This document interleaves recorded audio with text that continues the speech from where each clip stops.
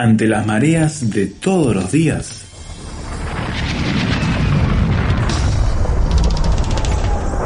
llegamos a tierra firme.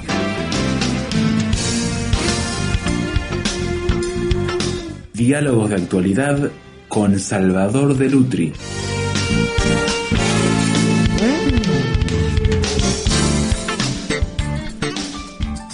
Cuando a un tema se le dedica atención, prensa, conversación, exhibición, y uno dice, ¿por qué tanto énfasis? Piensa que hay algo que está marcando un énfasis en la sociedad que lo está utilizando de esa manera. Y la sexualidad en el siglo XXI es uno de los temas, Salvador, que está expuesto de manera permanente en todos los ámbitos del ser humano, lo cual muestra claramente que hay algo que está funcionando en cierta dirección. ¿Para bien o para mal? Sería la pregunta. Claro. Bueno, yo creo que el sexo está dentro de los temas que tienen que inquietarnos, porque hay muchas novedades ahora en torno a la sexualidad, y todo lo que tiene que ver con la sexualidad tiene incidencia y trae consecuencias en lo personal, pero también en lo social. Por supuesto. Y entonces es importante, creo, tratar los cambios culturales que ha vivido y que está viviendo la sexualidad. No solamente en este momento, porque, ¿sabes? Creo que la historia del mundo occidental es muy rica en el tema de la sexualidad y vale la pena estudiar la panorámica de la historia, no solamente quedarnos con el hoy y cuáles son los cambios entre hace 40 años y ahora, sino cuáles son los cambios que se han producido a lo largo de 2.400 años hasta ahora. Porque eso es importante saber para ver cómo ha sido este proceso de transformación de la sexualidad humana en lo que nos atañe a nosotros, que es el mundo occidental. Así que te estás yendo hasta antes de Jesucristo. Claro, digamos que vayamos hasta los griegos, ¿no es cierto?, que son las raíces que nosotros tenemos. El testimonio que nos queda de la literatura griega nos dice que entre los griegos, por ejemplo, la homosexualidad era moneda corriente, ¿no? Era una cosa generalizada. En el culto a Dionisio, que para los romanos se llamó después Baco, y deriva de ahí nuestro término bacanales, que eran orgías públicas, nos está hablando de un desenfreno que tenían ya los griegos en los cultos dionisíacos con respecto a lo sexual.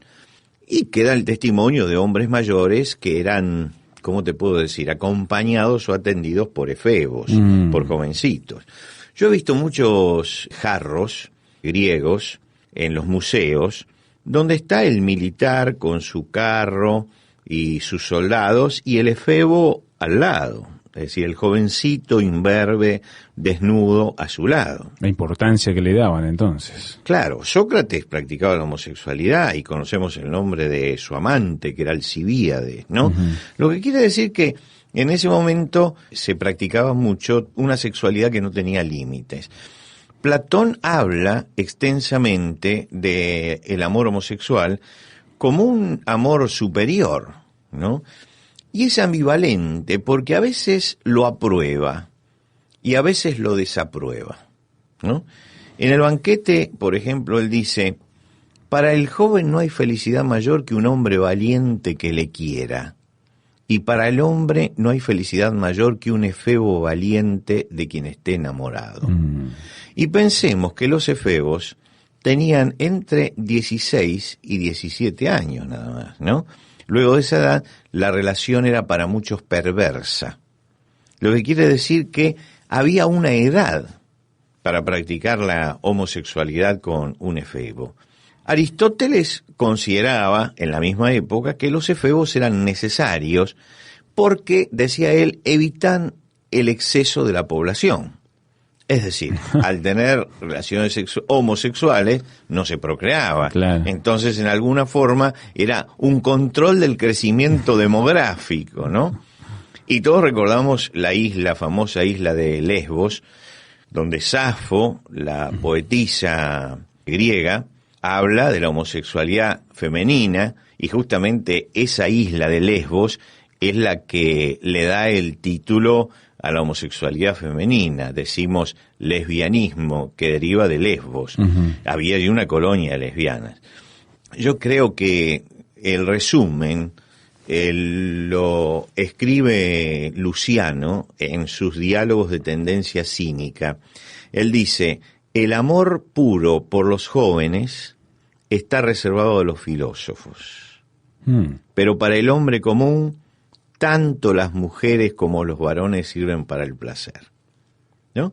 Lo que quiere decir que él está exaltando la homosexualidad como una forma de relación tan refinada que la estiman sobre todo los intelectuales, diríamos hoy, ¿no? Y el origen del problema es que los griegos habían disociado entre el cuerpo por un lado y el alma y el espíritu por el otro. Es decir, no veían la relación. Entendían el ser, lo que se llamaría ser, como la parte inmaterial. Eso era el ser, ¿no es cierto? Y el cuerpo no formaba parte. Por lo tanto, si no formaba parte del cuerpo, si no formaba el ser parte del cuerpo, lo que se hacía con el cuerpo tenía muy poca incidencia.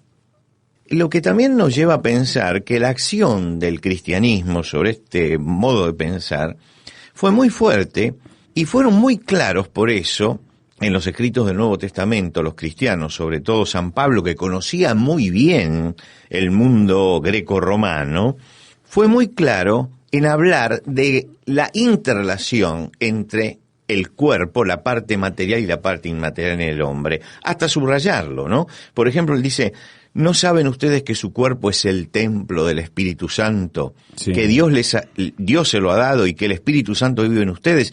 Ustedes no son sus propios dueños, porque Dios los ha comprado.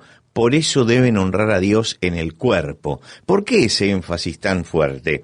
Porque él escribe a los cristianos que están en la ciudad de Corinto, donde la influencia griega en este sentido había sido muy fuerte y existía, y esto lo menciona Platón, el verbo corintear, que era decir, ir al lugar de disolución más grande, ¿no? Cada hombre debe alguna vez en su vida corintear, ir a ese lugar de disolución, y él les tiene que hablar de la valoración del cuerpo. Lo mismo cuando escribe a la iglesia en Tesalónica, los cristianos en Tesalónica, dice que Dios los haga a ustedes perfectamente santos o separados del mal, y les conserve todo su ser. Y es interesante, porque después de decirle que les conserve todo su ser, él les aclara que es el ser, espíritu, alma y cuerpo. Claro. Estaría de más esta aclaración, si no fuera porque ellos disociaban, y entonces había que explicar que el cristiano entendía como ser la totalidad y no solamente una parte, ¿no? Que la totalidad del ser era lo que tenía que conservarse puro. Quiere decir que subrayaban que lo que se hace con el cuerpo tiene relación o consecuencias en el alma y en el espíritu y viceversa, ¿no? ¿Por qué? Porque ellos partían de una base distinta a la de los griegos. Ellos creían que Dios era el creador del hombre y por lo tanto era el creador del sexo. Había un choque, obviamente, de cosmovisiones. Claro, estaban chocando las dos cosmovisiones con mucha fuerza. Dios había dicho fructificad y multiplicaos, lo que quiere decir que el sexo también tenía una finalidad, que no era la única finalidad, por supuesto, pero que formaba parte, era la finalidad esa, ¿no? Y lo creó hombre y mujer, y después de crearlo, y esto es muy importante tenerlo en cuenta, en el libro de Génesis dice que cuando Dios vio esto, dijo que era bueno. El hecho de que Dios haya dicho que era bueno está diciendo que el sexo en primer lugar es creado por Dios, claro, que el sexo es bendecido por Dios y que el sexo es ordenado por Dios. El pensamiento entonces da un giro notable. Los cristianos en las catacumbas no desechaban el sexo, pero destacaban que lo más importante en el hombre era su actitud espiritual. Por eso, en los grabados que nos quedan, las pinturas que hicieron las catacumbas, no se jerarquiza como hacían los griegos o los romanos la belleza de las formas del cuerpo, sino las actitudes espirituales. Ese choque artístico está marcando también un cambio en el pensamiento y un cambio muy fuerte en la cultura. Ahora, ¿qué pasa con este choque? ¿Qué sucede? ¿Qué se produce, seguro? ¿Qué produce? Bueno, entramos, para hacer corta la historia, ¿no? Entramos en la Edad Media, cuando cae el Imperio Romano. Y Chesterton tiene una visión muy interesante acerca de la Edad Media, ¿no? En general, todos los que somos hijos en el pensamiento de la Revolución Francesa, tenemos la tendencia de nostar como una época de oscuridad y totalmente negativa la Edad Media, y no reconocemos los muchos valores que tuvo la Edad Media. Yo creo que hay que revalorizarla porque no hay épocas buenas y épocas malas, sino que todas las épocas tienen sus cosas buenas y sus cosas malas, ¿no? Pero una de las cosas que dice Chesterton es que la Edad Media sanó al mundo, porque puso al mundo en cuarentena, ¿no? Él utiliza esta palabra que me gusta mucho, esos 40 días donde el cuerpo se saneaba antes, ¿no? Tenía que sanarse, tenía que recuperar el equilibrio. Y la Edad Media, con eso que a muchos hablan de sus represiones y todo, lo que hizo fue hacer volver el péndulo al centro, porque estaba en un extremo. Entonces curó todo eso que había producido el mundo grecorromano, ¿no? Quiere decir que de allí en más empieza a evolucionar el concepto de sexualidad y va a pasar por diferentes etapas en el Renacimiento, durante el Iluminismo, hasta que llegamos a la época victoriana. Y esto ya nos toca más de cerca, ¿no? Inglaterra era en el siglo XIX una superpotencia. La reina Victoria marcó la historia de Inglaterra porque reinó 64 años. ¿Qué te parece? ¿No? Longeva. Lo que quiere decir que reinó desde 1837 hasta 1901. La óptica que dio la reina Victoria tiene que ver con la sexualidad. Con lo que pasa en el día de hoy. Hacemos una pausa con Salvador de Lutri charlando entonces sobre lo que es esto que experimentamos el día de hoy, que lo vemos, la sexualidad en el siglo XXI, pero estamos haciendo un recorrido histórico, como planteaba Salvador, partiendo desde hace 2400 años. Ya volvemos.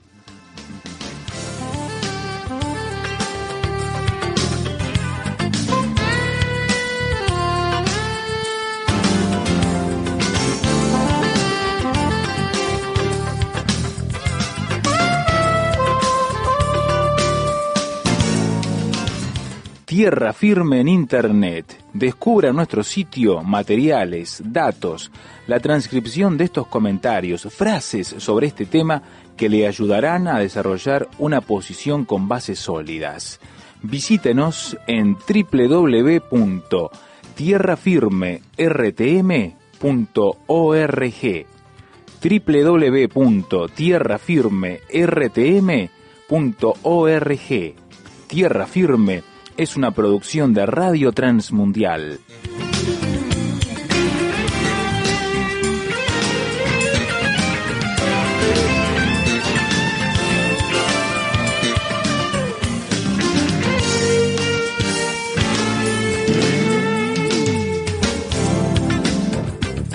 Estamos recorriendo con Salvador de Lutri, aquí en Tierra Firme, lo que es un poco la historia de la sexualidad, podríamos llamarlo así, Salvador.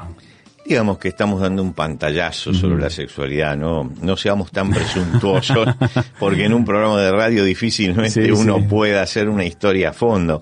Tal vez en un libro, ¿no? Y hay libros muy importantes sobre esto y muy interesantes que no tenemos que menospreciar, y sería interesante que todos los leyeran para conocer cuál es el proceso. Nosotros estamos dando un pantallazo un poco para ubicar lo que sería la época actual. Estábamos hablando de la época victoriana, y como vos decías, 64 años de reinado de la reina Victoria, pero le dio unas características muy importantes, porque fue una época de grandes represiones en cuanto a lo sexual, grandísimas represiones. Ahí vienen los problemas entonces. Claro, porque, por ejemplo, en la época victoriana es donde en las sillas se cubrían las patas, ¿no? Se le ponía un volado alrededor para que no se vieran las patas de la silla, ¿no? Hay historias de la época victoriana que la pintan, que tal vez no sean historias reales, ¿no? Pero que pintan un poco ese tipo de represión, como que el recién casado, cuando entró al dormitorio para encontrarse con su amada, la encontró con un tapón de cloroformo en la cara y una nota que decía, hacé conmigo lo que quieras, ¿no? Lo que quiere decir que ya había como una mentalidad de que había algo secreto, oculto, sucio en la sexualidad, totalmente distinto a lo que encontramos al principio. Ahora, esta fue una época de tremendas hipocresías, tremendas hipocresías. La mujer, por ejemplo, iba tapada de pies a cabeza y mostrar el tobillo era escandaloso en la época victoriana, era un escándalo, ¿no? La sensualidad parecía que pasara por el tobillo de la mujer, ¿no? Pero era una época también de grandes hipocresías, porque en medio de esto la pobreza y la prostitución iban de la mano, y fue cuando Londres tuvo, en razón de la sociedad industrial, mayor pobreza en las calles y mayor prostitución. Y la prostitución, ¿quién usaba de esas prostitutas que eran esposas de los desheredados?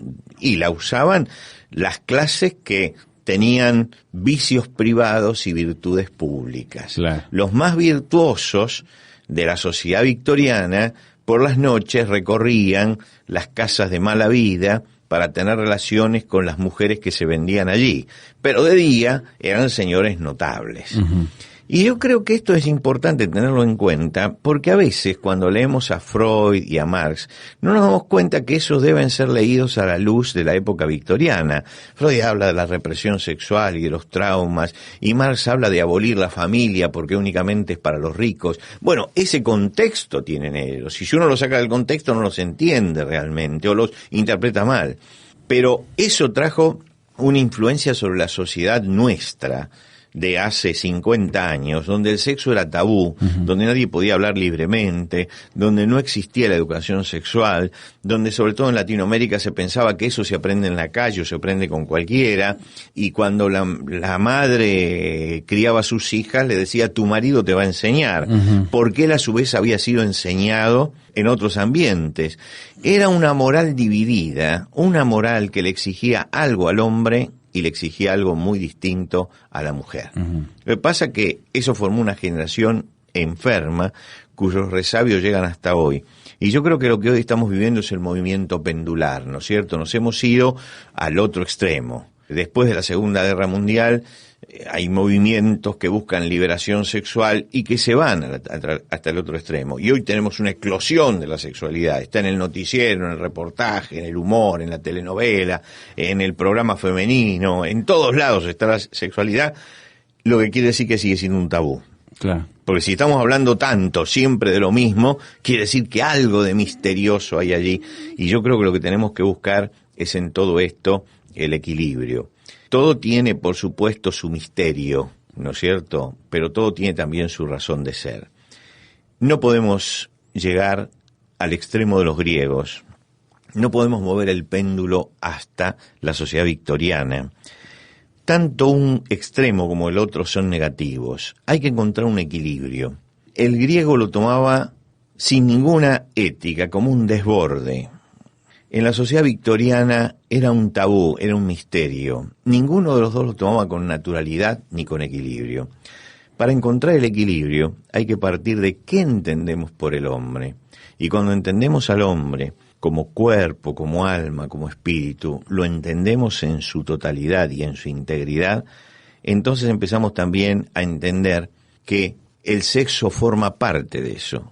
Es una parte fundamental del ser humano, pero que debe ser tratado con cuidado, como todas las cosas que tienen consecuencias.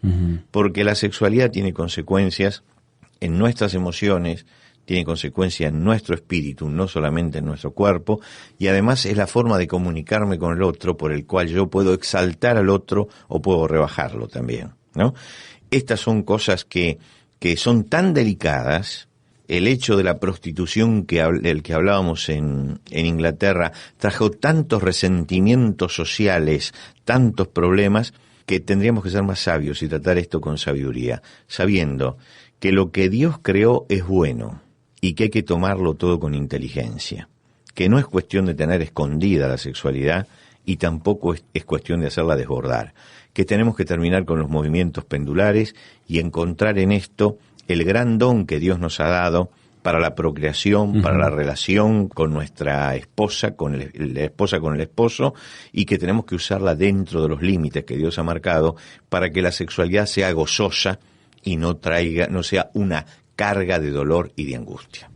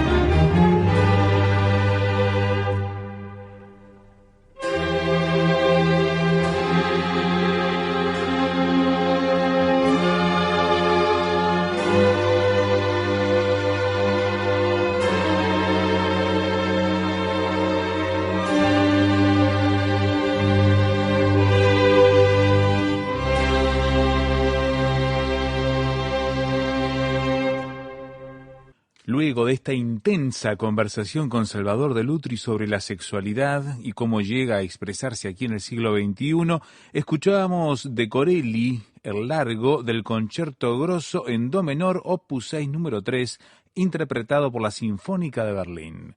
Ahora queremos escucharle a usted y saber qué piensa de esta temática que va en dos partes, ¿eh? Hoy fue la primera con Salvador de Lutri. Puede hacerlo por este número de celular, signo de más 598 91 610 610. Se lo damos con el código de área para que pueda escribirnos de cualquier parte del mundo. Un mensaje de audio, de texto y opinar sobre lo que ha escuchado. Signo de más 598 91 610 610. También encuéntrenos en internet tierrafirmertm.org para escuchar este programa nuevamente, para descargarlo, compartirlo y opinar allí mismo también de la temática expuesta. tierrafirmertm.org y acceder a toda nuestra biblioteca digital del programa que desarrollamos con Salvador de Lutri. tierrafirmertm.org y desde allí la conexión a redes sociales y más. tierrafirmertm.org. Dejamos todo esto en sus manos y esperamos encontrarle la próxima ocasión en que iremos a la segunda parte de la sexualidad en el siglo XXI con Salvador de Lutri al anunciar una vez más. Tierra Firme.